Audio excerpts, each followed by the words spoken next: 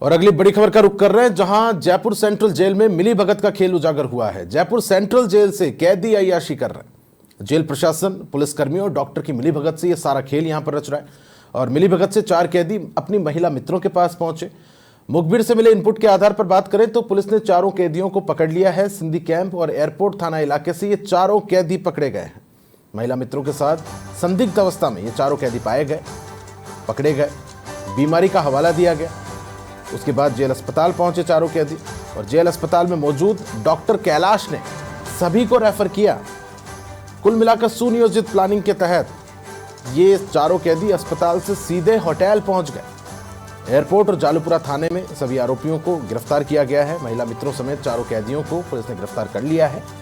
पहली बार हुई इस करतूत से अब जेल प्रशासन सवालों के घेरे में है। जयपुर कमिश्नरेट की सीएसटी टीम ने इस प्रभावी कार्रवाई को अंजाम दिया। बड़ी खबर इस वक्त आप देख रहे हैं किस तरह से जेल में बंद कैदी अय्याशी करते हुए पकड़े गए हैं और यह सारा खेल चल रहा है मिलीभगत से। सहयोगी यादविंद्र शर्मा अधिक जानकारी के साथ फोन लाइन पर जुड़ गए। यादविंद्र, जो जेल है, जो जेल शब्द है, क्या वो कथित तौर पर जेल शब्द रह गया है? क्योंकि कैदी तो अय्याशी करते पाए जा रहे हैं।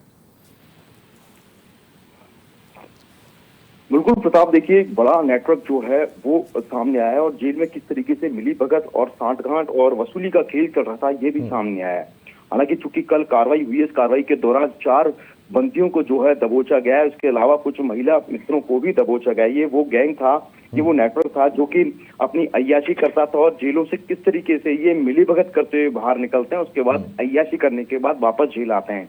और कोई छोटे मोटे अपराध में शामिल ये बदमाश नहीं है, बल्कि हत्या, दुष्कर्म, धोखाधड़ी, चोरी जैसे मामलों में ये मुलजिम थे। और वो भी एक एक कांस्टेबल के भरोसे इन बंदियों को जो है बाहर पहुंचाया जा रहा था। चूंकि एक बड़ा ऑपरेशन जो है Jaipur commissioner Biju George Joseph ने चलाया था और 1 महीने से लगातार इसमें पूरी मॉनिटरिंग चल रही थी और टेक्निकल टीम और अन्य साइबर टीम की मदद से जो है इस पूरे ऑपरेशन को सफल किया गया। चारों आरोपियों को पकड़ा गया।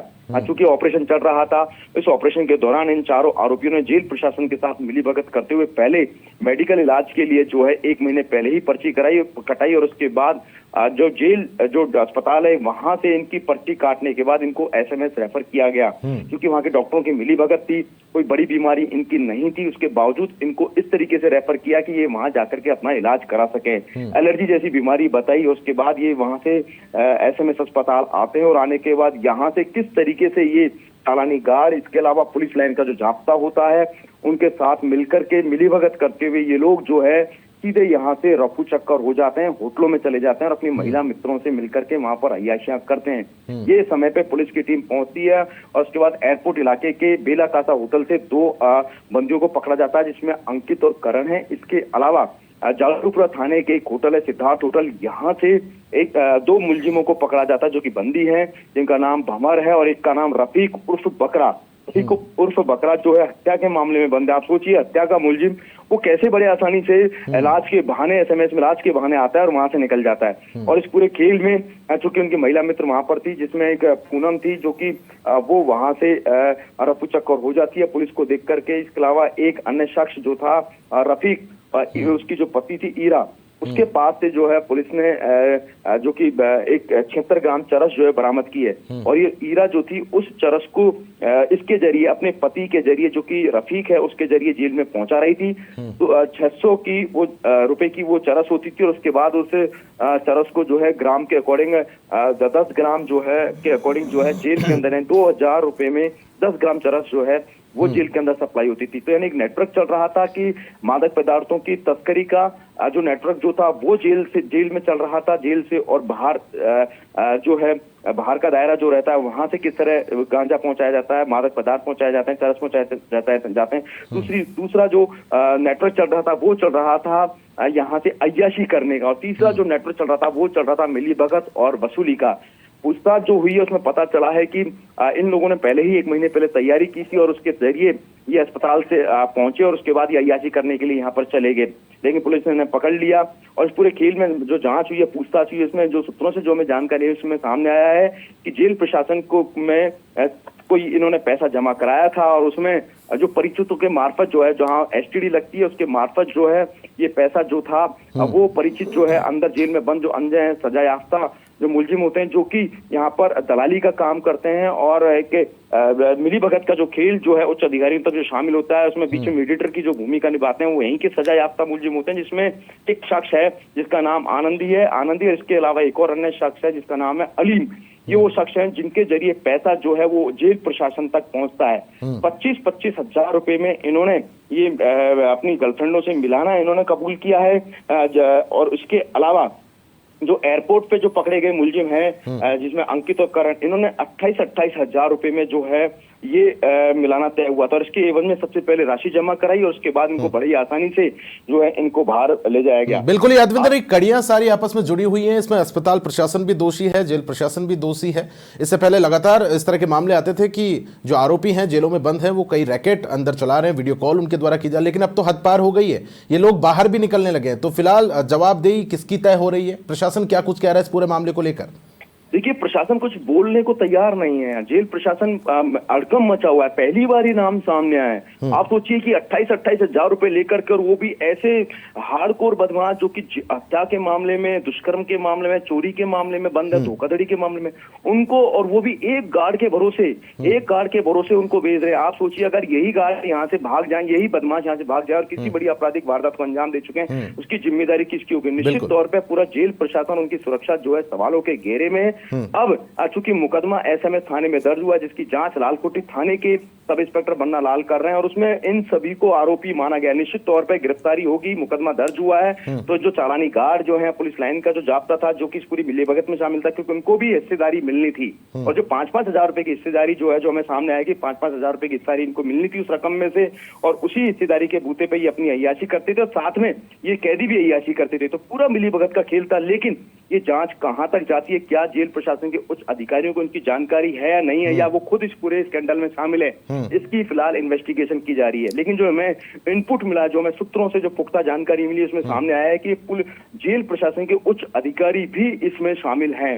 आप सोचिए, बिना उच्च अधिकारियों की सहमति से कैसे मुलजिम जो है, वो भी एक पुलिसकर्मी की मौजूदगी में, कांस्टेबल की मौजूदगी में यहाँ तक आ जाते हैं, और वो भी जब इनको कोई इतनी बड़ी गंभीर बीमारी नहीं है, और वो जेल के अंदर खुद एक अस्पताल है जब वहां इलाज हो सकता है, तो वो भी एलर्जी जैसी बीमारी, और उसके बाद एक गंभीर बीमारी बता करके उनको एसएमएस रेफर कर देना।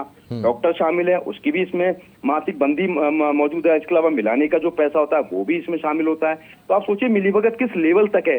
लेयर 1 नहीं है, 2 नहीं है, 3 नहीं, कम से कम 5 से 6 लेयर हैं। एक मुख्य नाम सामने आया है इसमें, आनंदी और अलीम का, क्योंकि जो स्कैनर के जरिए पैसा जाता था वो अलीम की पहले भी कई बार जो है, चूंकि रफीक जो है कई बार 25 से 30 बार पैसा जो है जमा करा चुका, और उसके बाद उसको मिलाने का काम पहले भी, चूंकि अंकित जो शख्स है जो पकड़ा गया है, वो एसएमएस अस्पताल में पहले भी मिल चुका, इनकी मुलाकात हो चुकी है अपनी उनकी गर्लफ्रेंडों से। तो ये पूरा खेल अभी से नहीं चल रहा, बहुत लंबे समय से चल रहा है। और इस पूरे खेल में आनंदी और अब साथ में अलीम, इन पर सबसे बड़ा डिपेंड करेगा, क्योंकि इन्होंने, जब हम उम्मीद कर रहे हैं कि जब ये जांच आगे बढ़ेगी उसके बाद इनको लाया जाएगा, प्रोटेक्शन वारंट पे इनसे पूछताछ की जाएगी, और उसके बाद पता चलेगा कि किस किस का नाम उगलते हैं। क्योंकि पैसा केवल क्योंकि आनंदी वो शख्स है जो कि सजा याफ्ता मुलजिम है, सजा याफ्ता बंदी है जेल के अंदर, लेकिन वो सुपर बॉस बना हुआ है वहां पर, और वही बता रहे हैं कि दलाली का काम और साथ में वसूली का काम करता था, और वही ये पूरा नेटवर्क तैयार करता था। उसके बाद उच्च अधिकारियों तक मोटा पैसा जो है पहुंचाया जाता था, और उसी की एवज में एक बड़ा रैकेट जो था,